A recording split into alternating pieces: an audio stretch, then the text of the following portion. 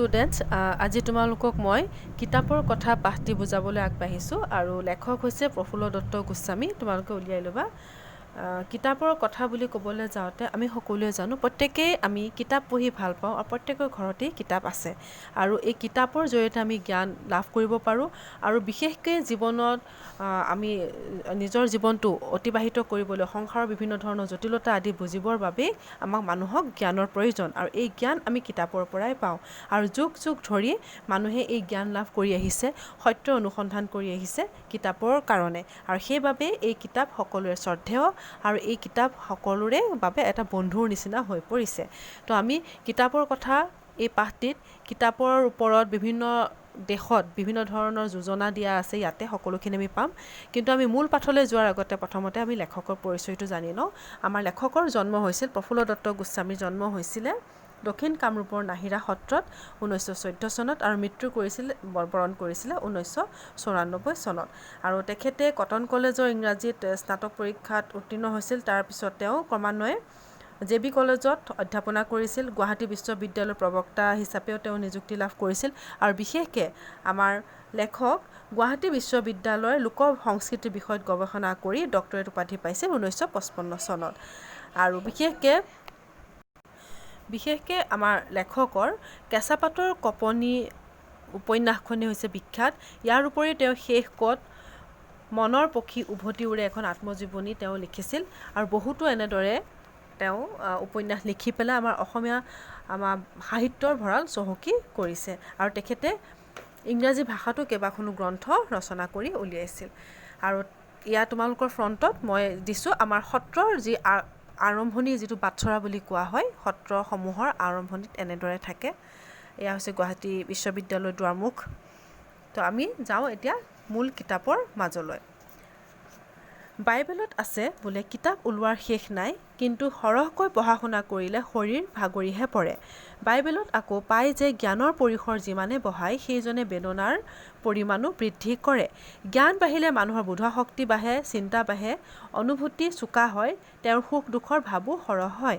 এই কাৰণেই সম্ভৱ জ্ঞানৱন্ত লোকৰ মনৰ বোজা গধুৰ, নাজানিলেই ভাল, অজ্ঞানতে সুখ, এনেকৈয়ে কেতিয়াবা কোৱা হয়। তথাপি আজিৰ যুগত ছপাখানাৰ জগত, কিতাপ আলোচনীৰ জগত, কিতাপ আওকাণ কৰি আমি জীয়াই থাকিব নোৱাৰোঁ। এই পেৰেগ্ৰাফটোত আমাক লেখকে আৰম্ভণিতে আমাৰ বাইবেলৰ কথাক লৈ পেলাই তেওঁ আৰম্ভণি কৰিছে আৰু কৈছে যে কিতাপ ওলোৱাৰ আমাৰ শেষ নাই। হয়তো আমি অতীজৰে পৰা বৰ্তমানলৈকে কিতাপ ওলাই আছে আৰু ভৱিষ্যতলৈ ওলাই থাকিব, কিন্তু ইয়াতে বাইবেলত কৈ দিছে যে জ্ঞানৰ পৰিসৰ আমাৰ সদায় বাঢ়ি গৈ থাকে আৰু সেই লগে লগে আমাৰ বেদনাৰ পৰিমাণো বৃদ্ধি হয়। তাৰমানে মানুহ পঢ়া শুনা কৰিলে যুক্তি তৰ্কৰ ওপৰতো তেওঁলোকৰ গুৰুত্ব প্ৰদান কৰে আৰু লগতে জ্ঞান শক্তি বঢ়াৰ লগে লগে, চিন্তা বঢ়াৰ লগে লগে সিহঁতি সকলোবোৰ চালি জাৰি চাব পাৰে আৰু যাৰ বাবে বহু লোকৰ ক্ষেত্ৰত এটা বোজাও হৈ পৰে। আৰু যিকোনো বিষয় আমি যদি নজনাৰ লগে লগে আমি সেই সুখতে আমি আবদ্ধ হৈ নিজক ৰাখিব পাৰোঁ। কিন্তু বৰ্তমান পৰ্যায়ত ছপাখানাৰ জগত যিহেতু কিতাপ আলোচনীৰ জগত, সেইকাৰণে আমি কিতাপক আওকাণ কৰি আমি কেতিয়াও জীয়াই থাকিব নোৱাৰোঁ, কাৰণ আমাৰ কিতাপ পঢ়াটো আমাৰ নিতান্ত দৰকাৰ হৈ পৰিছে। অনাখৰি চহা লোকেও কিতাপৰ পৰা লাভ কৰিব পৰা জ্ঞানক অশ্ৰদ্ধা নেদেখুৱায়। গাঁৱলীয়া ৰাইজৰ মতামত বিচাৰি পাই জনসাহিত্য চৰ্চা কৰিলে। চীন দেশত প্ৰচলিত যোজনাই কিতাপ সম্পৰ্কে আমাক কি জনাই তাৰ আভাস দিওঁ। এইখিনিতে উল্লেখ কৰিব পাৰি যে চীন দেশত পুৰণি কালৰে পৰা জ্ঞানৰ সমাদৰ আৰু ছপাখানা আৰু কাগজ এই দেশৰ আৱিষ্কাৰ। এইকেইটা যোজনাই চীন দেশীয় লোকে কিতাপ সম্পৰ্কে কিয় কয় আভাস দিয়ে। কিতাপ মেলা মানে লাভ, বিদ্বান লোকে চোৰাং কাম নকৰে। প্ৰথমবাৰ কিতাপ এখন হাতত লোৱা মানে নতুন বন্ধু এজনৰ চিনাকি হোৱা, দ্বিতীয়বাৰ সেইখন হাতত লোৱা মানে পুৰণি বন্ধুক লগ পোৱা। যদিহে কোনোবাই অতীত আৰু বৰ্তমান জানিব খোজে তেনেহ'লে তেওঁ 5 গাড়ী কিতাপ পঢ়ি ল'ব লাগে। তো এই পেৰেগ্ৰাফটোত কৈছে যে যিসকল নিৰক্ষৰ, পঢ়া শুনা নকৰে, তেওঁলোকে কিন্তু কিতাপ পঢ়িব নাজানিলেও তেওঁলোকে কিতাপৰ যিখিনি জ্ঞানক তেওঁলোকে শ্ৰদ্ধা কৰে। আৰু বিশেষকৈ গাঁৱলীয়া যিসকল লোক আছে তেওঁলোকে যিকোনো ৰাইজৰ লগত বহি যিকোনো মতামত এটা সিদ্ধান্ত ল'বৰ বাবে তেওঁলোকে জনসাহিত্য চৰ্চা কৰিহে সিদ্ধান্ত লয়। আৰু চীন দেশত বিশেষকৈ কোৱা হৈছে যে চীন দেশতেই পুৰণি কালতে জ্ঞানৰ সমাদৰ আছিল, যাৰ বাবে ছপাখানা আৰু কাগজ আৱিষ্কাৰ প্ৰথমতে চীন দেশতেই হৈছিলে। আৰু তাতে এটা যোজনা দিয়া আছে যে কিতাপ মেলা মানে লাভ, তাৰমানে প্ৰথম কিতাপখন যেতিয়া মেলি আমি পঢ়োঁ আমাৰ লাভ হয়। আৰু ইয়াতে কৈছে যে যিসকল বিদ্বান লোক, গুণৱন্ত লোক, তেওঁলোকে চোৰাং কাম কেতিয়াও নকৰে। চোৰাং কাম মানে চুৰ কৰা কামৰ কথা কৈছে। প্ৰথমবাৰ কিতাপ এখন হাতত লোৱা মানে আমাৰ বন্ধুৰ লগত চিনাকি হোৱা বুলি সেই চীন দেশত কিতাপত আছে। আৰু দ্বিতীয়বাৰ হাতত লোৱালৈকে পুৰণি মানে বন্ধু এজনক লগ পোৱা বুলি কয়। আৰু যিকোনো এটা বিষয় আমি জানিবলৈ হ'লে, যিকোনো এটা ঠাইৰ বিষয়ে আমি যদি জানিবলৈ হওঁ তেনেহ'লে আমি অতীত আৰু বৰ্তমানৰ কথা জানিব লাগিব। যাৰ বাবে আমি পাঁচগাড়ী মানে অজস্ৰ কিতাপ পঢ়িব লাগিব। হয়তো আমি উদাহৰণ হিচাপে ল'ব পাৰোঁ, যদি আমি অসমৰ বুৰঞ্জী বিষয়ে যদি আমি জানিব বিচাৰোঁ, তেনেহ'লে আমি অসম বুৰঞ্জী কিতাপখন পঢ়িলেই আমি অসমৰ মানে যিমানবোৰ ঘটনা আছে, যিমানবোৰ ইতিহাস আছে, আমি জানিব পাৰিম। আলবানিয়াত প্ৰচলিত যোজনা এটিয়ে কয়, যি পঢ়িব আৰু লিখিব পাৰে তাৰ চকু চাৰিটা। এইদৰে কিতাপ আৰু জ্ঞানৰ সমাদৰ পুৰণি কালৰ পৰা চলি আহিছে। আৰু আলবানিয়াত এটা যোজনা দিছে যে যিসকলে পঢ়ে তেওঁলোকৰ চাৰিটা চকু বুলি কৈছে। কাৰণ আমি পঢ়াৰ লগে লগে আমি বেলেগ এখন ঠাইৰ লগত বিভিন্ন ধৰণৰ পৰিৱেশৰ লগত আমি চিনাকি হওঁ। আৰু যাৰ বাবে কিতাপেই হৈছে আমাৰ পুৰণি জ্ঞানৰ সমাদৰ বৃদ্ধি কৰা একমাত্ৰ আহিলা।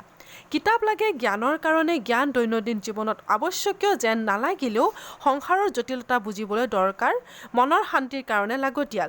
জ্ঞান বিদ্যাৰে চহকী জীৱনৰ চেপাত পোৱা তিতা কেঁহাৰে চহকী বহুতো লোকে তেওঁলোকৰ অভিজ্ঞতাবোৰ কিতাপৰ লগতে সাঁচি থৈ গৈছে।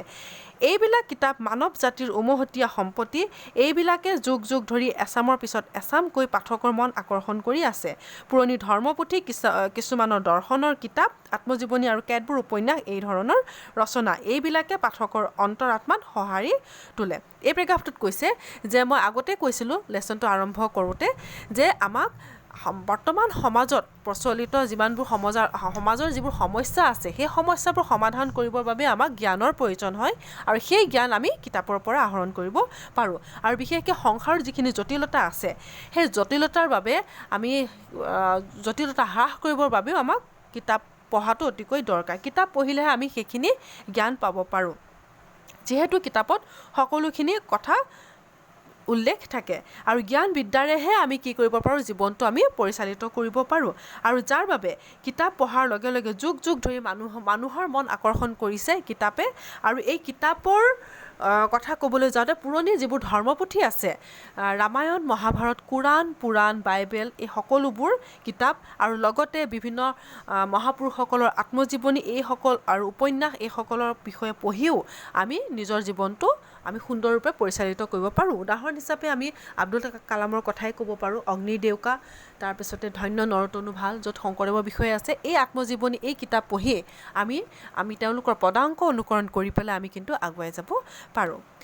আজিৰ যুগত সৰহ কিতাপ আন ধৰণৰ। বৰ্তমান সভ্যতাৰ বিভিন্ন আভাস এইবিলাকে দিবলৈ চেষ্টা কৰে।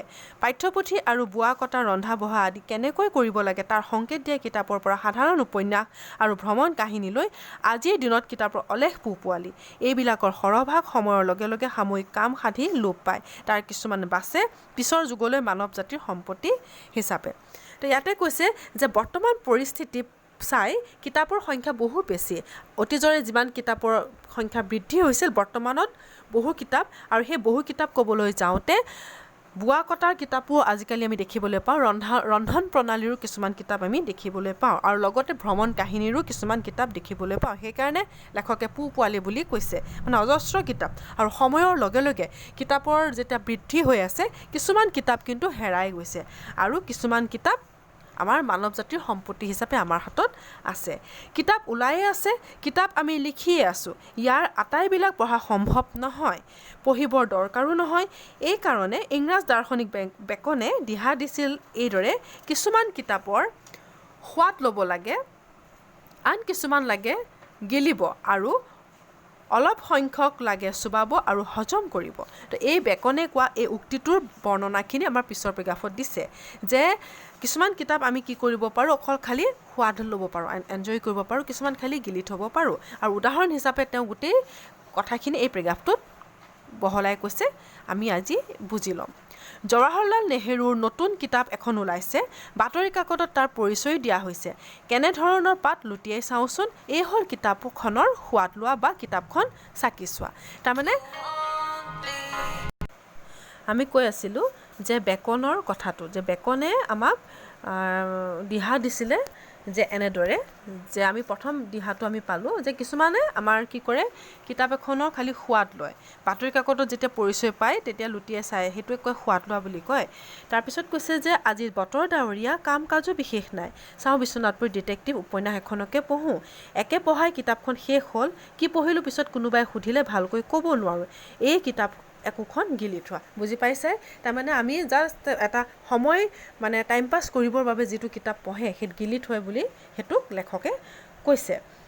আবেলি গলা পাণ বজাৰলৈ, দোকানত দেখিবলৈ পাই হেলেন কেলাৰৰ আত্মজীৱনীখন লৈ আহিলা। ইয়াতে আকৌ থাৰ্ড যিটো আমাৰ পইণ্ট দিছিল বেকনে, তাৰ এই কথাটো উদাহৰণ দিবলৈ যাওঁতে আমাৰ হেলেন কেলাৰৰ আত্মজীৱনীৰ বিষয়ে লৈ গৈছে লেখকে, তেওঁৰ বিষয়ে উদাহৰণ হিচাপে লৈছে।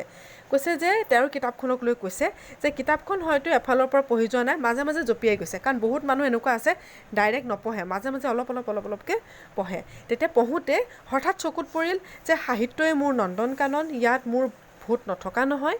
কোনো ইন্দ্ৰিয়ৰ হেঙাৰে মোক মোৰ কিতাপ বন্ধুসকলৰ পৰা আঁতৰাই নাৰাখে, এওঁলোকে মোৰ লগতে নিসংকোচে সহজভাৱে কথা পাতে।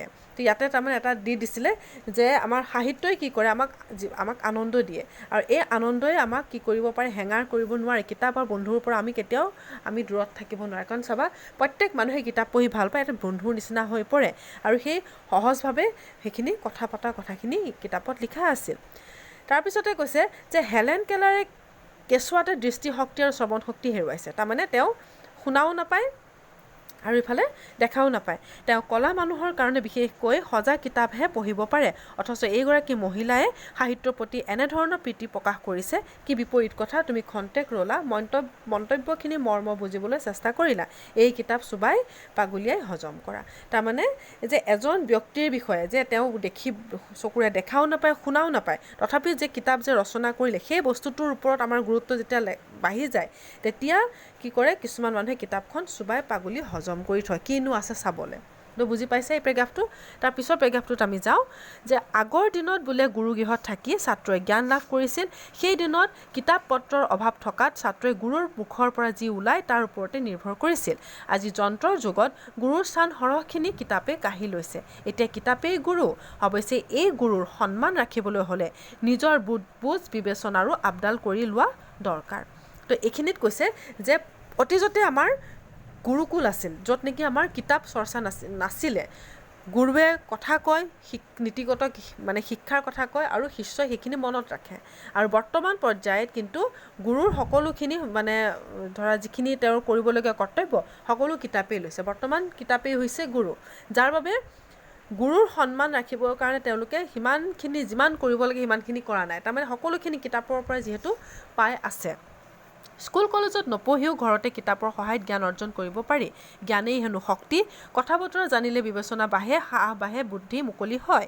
আমাৰ দেশত আজিকালি বহুতো লোকে লিখা পঢ়া জানে, পণ্ডিত লোকো কেতবিলাক হৈছে। 100 বছৰমান আগেয়ে দেশখন বিদ্যাৰ অনুশীলন নাছিল, সেইকাৰণে মানুহৰ মন ভীৰুতা আৰু কুসংস্কাৰে আৱৰি ৰাখিছিল।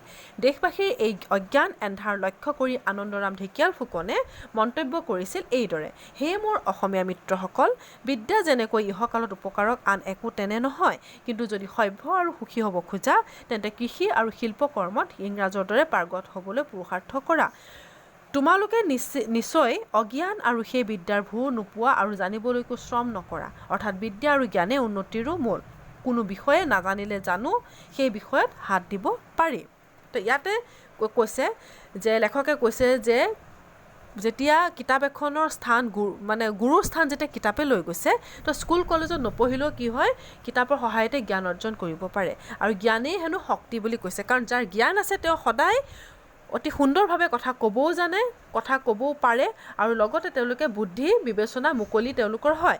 আৰু বৰ্তমান তেনেকুৱা বহু পণ্ডিত আছে, তেওঁলোকে লিখা পঢ়া কৰি তেওঁলোকে জ্ঞান বৃদ্ধি কৰিব পাৰে। কিন্তু তাৰ আগতে দেশখনত বিদ্যাৰ অনুশীলন নাছিল, তাৰমানে পঢ়া শুনাৰ প্ৰেক্টিচ নাছিল, যাৰ বাবে গোটেই সমাজখন কুসংস্কাৰে আৱৰি ৰাখিছিল আৰু লগতে মনত ভীৰুতা ভাৱ আছিল, তাৰমানে মনত ভয় ভাৱ আছিল। কিছুমান মানুহ আজিও দেখা পোৱা যায়, যিসকল পঢ়া শুনা নকৰে তেওঁলোকৰ মনত ভয় থাকে, আৰু যিসকলে পঢ়া শুনা কৰে তেওঁলোকে সকলো বিষয়ত যুক্তি তৰ্কৰভাৱে যুক্তিনিষ্ঠতাৰে তেওঁলোকে কি হয় যিকোনো এটা বিষয় আলোচনা কৰে, আৰু যাৰ কাৰণে আমাৰ দেশবাসীৰ অজ্ঞানৰ ফালে যে লক্ষ্য ৰাখি আমাৰ দেশখন যে ইমান আন্ধাৰত গৈছে, সেই কথা মন কৰি আনন্দৰাম ঢেকীয়াল ফুকনে মানে এটা মন্তব্য দিছিলে অসমীয়া মিত্ৰসকলক, যে আমাৰ বিদ্যাই আমাক সহায় কৰে, আৰু যদি আমি সুখী হ'ব যদি বিচাৰোঁ, আমি কৃষি শিল্প কৰ্মত আমি ইংৰাজৰ দৰে আমাক পাৰ্গত হ'বৰ বাবে কৈছে, আৰু শ্ৰম কৰিব দিছে, তেতিয়াহে আমি সেই বিদ্যাত পাৰ্গত হ'ম, নহ'লে নহ'ব।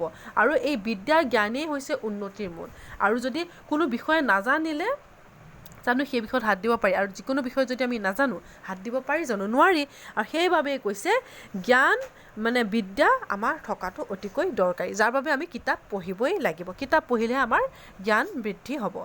যিমানে বিদ্যাৰ অনুশীলন হয় সিমানে কিতাপৰ সমাদৰ বাঢ়ে, সিমানে ৰাইজেও নিজৰ অভাৱ অভিযোগ বুজি উঠে। ৰাইজ সজ্ঞান আৰু সজীৱ হ'লে ৰাষ্ট্ৰৰ শাসনত কেৰুণ নালাগে, শাসন ৰাজ্যৰ ওপৰত মহাভাৰ হৈ পৰাৰ ভয় নাথাকে।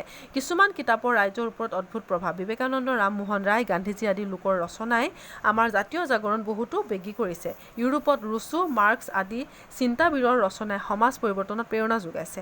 একোখন কিতাপে যি পোহৰ দিয়ে, সেই পোহৰ ৰাইজে যেতিয়া নিজৰ পথ বিচাৰি পায়, তেতিয়া শাসন যন্ত্ৰ কঁপি উঠে, কিতাপ পুৰি পেলোৱা হয়, লেখকক শাস্তি দিয়া হয়, চলে বিবিধ অত্যাচাৰ, তথাপি সেই পোহৰৰ বিম্ব লোপ নাপায়, লুকাই নাথাকে, ৰাইজে নিজৰ গন্তব্য স্থান পায়গৈ। সত্যৰ বিম্ব দাঙি ধৰা এনে কিতাপ ধ্বংস কৰিলে কি হয়, সেই কথা লক্ষ্য কৰি স্বাধীন চেতিয়া মিল্টনে মন্তব্য কৰিছিল, সজ কিতাপ এখন ধ্বংস কৰাতকৈ বৰং মানুহ এজনকে হত্যা কৰা। যি মানুহ এজনক হত্যা কৰে সি ভগৱানৰ প্ৰতিৰূপ বিবেচনা সম্পন্ন প্ৰাণী এটিকে হত্যা কৰে, কিন্তু যি সজ কিতাপ এখন ধ্বংস কৰে বিবেচনাকে হত্যা কৰে। এই পেৰেগ্ৰাফটোত লেখকে অতি সুন্দৰভাৱে কৈছে যে এখন দেশ চলাবৰ বাবেও আমাক জ্ঞানৰ দৰকাৰ হয়, তেতিয়াহে আমাৰ দেশখন ভালদৰে সুচাৰুৰূপে পৰিচালিত হ'ব। আৰু যাৰ বাবে উদাহৰণ হিচাপে বিবেকানন্দ, ৰামমোহন ৰায় আৰু গান্ধীজীৰ কথা কৈছে, লগতে কাৰ্ল মাৰ্ক্সৰ চিন্তাধাৰাৰ কথাও কৈছে, যাৰ কাৰণে সমাজখন বহু পৰিৱৰ্তন হৈছিল। আৰু সমাজখন পৰিৱৰ্তনৰ জৰিয়তে সমাজখনত থকা বিভিন্ন ধৰণৰ অনিয়মখিনিক কেনেদৰে শাস্তি প্ৰদান কৰিব লাগে, সেই সকলোখিনিৰ ওপৰতো গুৰুত্ব প্ৰদান কৰাৰ কথা কৈছিল। আৰু লগতে কিছুমান মানে চলে বলে কিছুমান ক্ষেত্ৰত লোপো পাইছিল, তাৰমানে লুকায়ো গৈছিল, আৰু যাৰ বাবে ৰাইজৰ গন্তব্য স্থানটো কিছুমান ক্ষেত্ৰত পাবলৈ সক্ষম হৈছিল, কিছুমান ক্ষেত্ৰত পাবলৈ সক্ষম হোৱা নাছিল। আৰু কিতাপ এখন যদি ধ্বংস কৰে, তেনেহ'লে সেই ধ্বংস কৰাৰ ওপৰত মিল্টনে কৈছিল যে এখন কিতাপ ধ্বংস কৰা মানে এজন ব্যক্তিক হত্যা কৰা। কাৰণ এখন তেওঁ কৈ দিছে যে এজন মানুহে মানে কিতাপ পঢ়িয়েই তেওঁ দেশখন শাসন সুন্দৰৰূপে পৰিচালিত কৰিব পাৰে, আৰু কিতাপেই হৈছে জ্ঞানৰ ভাণ্ডাৰ। আৰু এই কিতাপখন ধ্বংস কৰাৰ লগে লগে আমাৰ যি বিবেচনা, আমাৰ মানসিক যিটো চিন্তা, সেই চিন্তাক হত্যা কৰা হয়। তো এনেদৰেই লেখকে কিতাপৰ কথা পাঠটিৰ জৰিয়তে কিতাপৰ গুৰুত্বৰ কথা অতি সুন্দৰভাৱে ক'লে। তো তোমালোকে হয়তো বুজি পাইছাই, যদি নুবুজা থাকে তোমালোকে মোক ইনবক্সত কমেণ্ট কৰিবা। Thank you. এতিয়া তোমালোকক মই পাঠটোত থকা কিছুমান নামৰ ছবি মই দেখাম। এয়া হৈছে হেলেন কেলাৰ, ইংৰাজ দাৰ্শনিক বেকন, অসমৰ মহান স্বপ্নদ্ৰষ্টা আনন্দৰাম ঢেকীয়াল ফুকন। তো তোমালোকে বুজি পাইছে লেচনটো। Thank U.